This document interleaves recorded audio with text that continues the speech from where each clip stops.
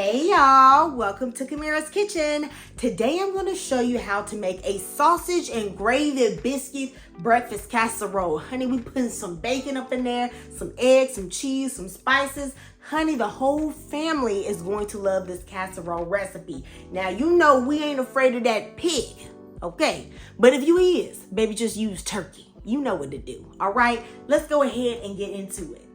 The ingredients for this sausage and biscuit casserole are really easy. So over here, I have me some country eggs. Y'all, this is them brown eggs. I love pasture-raised eggs. They taste good. I have 6 of them. I am using some sharp cheddar cheese. Now, I'm going to use a couple of these slices. If you know me, baby, you know I don't like shredding up cheese, okay? So I like using the deli slices because they don't have that little coating, powdery coating on them. Now, I know some of y'all great grandmamas, okay, church ladies, you like making your biscuits from the scratch. But honey, we ain't doing that for this dish. We're going to keep it easy. So I'm going to use these buttermilk biscuits. When I do a milk gravy, I absolutely love evaporated milk. That makes the richest milk gravy, as well as putting in a little bit of half and half. Now, this sour cream, this is going to go in the eggs. It's going to help them be super creamy, and I also put a little half and half in there. Now for my sausage, I'm using country mild. I actually wanted hot sausage, but my store didn't have that. So instead, I'm going to be using this crushed red pepper flakes.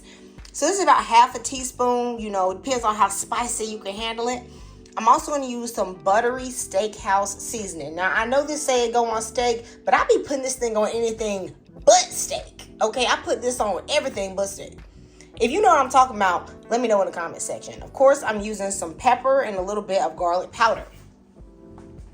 To make the gravy, I'm using 2 tablespoons of flour, about 2 to 2.5 tablespoons, I should say. And I'm also going to be using some applewood smoked bacon. Y'all, if you play with the pig, honey, that applewood smoked bacon, the thick cut, is some good stuff.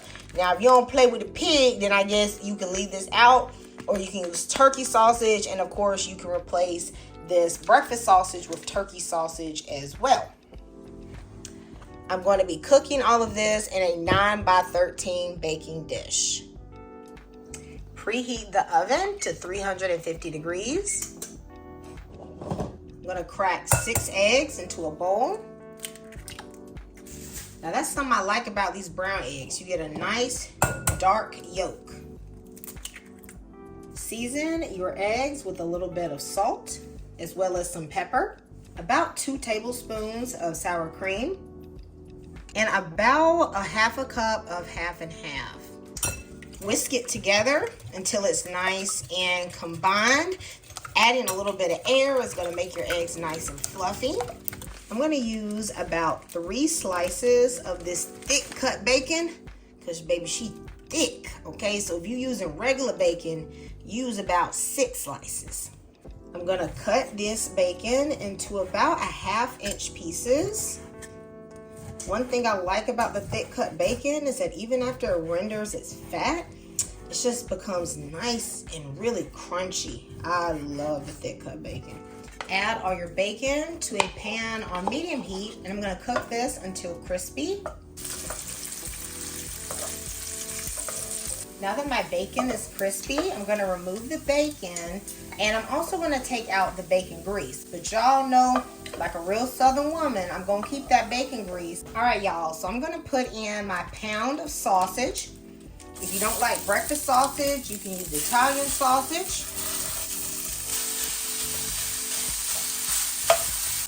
I'm going to cook this sausage until it is nice and brown. Okay, you know it's going to be cooked again in the oven. But we got to render all this fat. I'm going to remove the sausage from the skillet. And you know what, guys? This sausage didn't produce as much grease as I thought.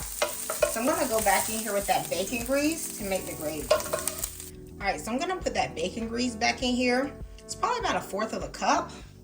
Add your flour. We're going to toast this on like a medium low heat. We're making a light gravy, okay? We're doing that a white gravy today. So you don't want a lot of color to get on this, but you do have to toast this long enough to where the flour has dissipated into the grease and it doesn't have that raw flour taste. Constantly stir it so it doesn't burn them. Now right into this flour and bacon grease mixture, I'm gonna add my evaporated milk. Keep stirring, keep stirring. Okay, but if you don't have evaporated milk, you can use whole milk or just the half and half. To help me out, I'm gonna use a rubber whisk. Now, if you got that non-stick skillet like me, make sure you have that silicone whisk. You should not just take a metal whisk and go at it, okay? It's gonna mess up. I'm also gonna work in a little bit of half and half. That heavy cream that's in this, ooh, baby. Y'all, that tastes so good. I'm gonna season this with the buttery steakhouse, crushed red pepper, and a bit of black pepper. I also like to add a little bit of chicken bouillon. Gonna mix this together, and then you can just season it to taste. You know, y'all, you know what you like in your kitchen, and nobody's telling you what to do. Okay, so just season it to your liking. Now, this don't really need oil as far as like fat is concerned, but just a little bit of butter. Y'all know I love some butter, baby, okay? I just want that buttery, extra buttery taste, so I'm gonna add about half a tablespoon of butter. Once you have your gravy where you like it, add your sausage and all of its drippings back into the gravy. You're gonna mix this around until it's well combined. And if from here you feel like you need to make any adjustments, make it spicier or whatever, you just go ahead and do that. If you want it looser, you could add in a little bit more half and half. It's really up to you, okay? Then I'm gonna put this on the lowest heat setting just so it'll stay warm while I do the rest.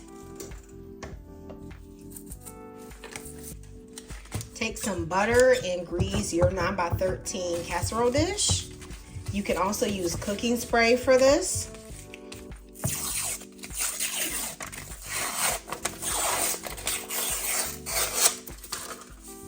Y'all, one of the joys of my childhood was hearing this thing go, oh, there you go, y'all. I'm gonna cut these up into fourths. I feel like it distributes a little better across the bottom of the casserole dish when you do that.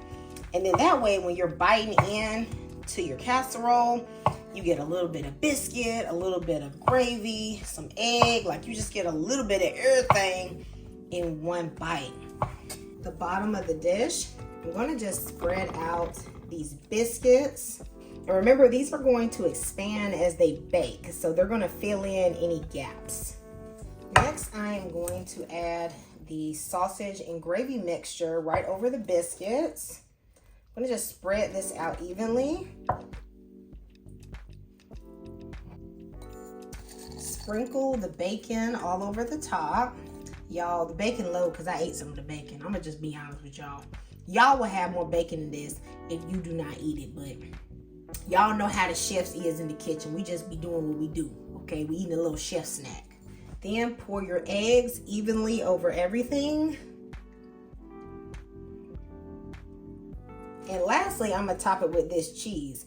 Now y'all, this is not like American cheese. This is cheddar cheese, okay? I just don't like shredding my cheese, but baby, if you got some children, get them to shred that cheese for you, okay? But if not, this little deli cheese is gonna work. I'm gonna fill in the gaps. So I like to take some of them and break them because I want this quite cheesy, probably shredded. This is about 1.5 cups of cheese. Bake this for 30 to 35 minutes or until the cheese is melted and it's nice and golden brown. It's been 30 minutes and y'all, look at that.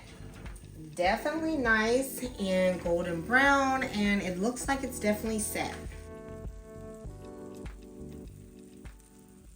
Okay, y'all, let's get into this. This smelling good, y'all. You got some fluffy biscuits, that sausage, honey. This is good. Guys, we have this buttery, fluffy biscuit, this bacon, and that gravy. Ooh, keeping everything moist. Y'all see that? Gonna get some. All right. Y'all, this is delicious. You are going to love this. The kids are going to love it. I feel like even picky eaters would just really get into this. Let me know if you're gonna try this in the comments. I'll see you next time in Camira's Kitchen. Goodbye and God bless.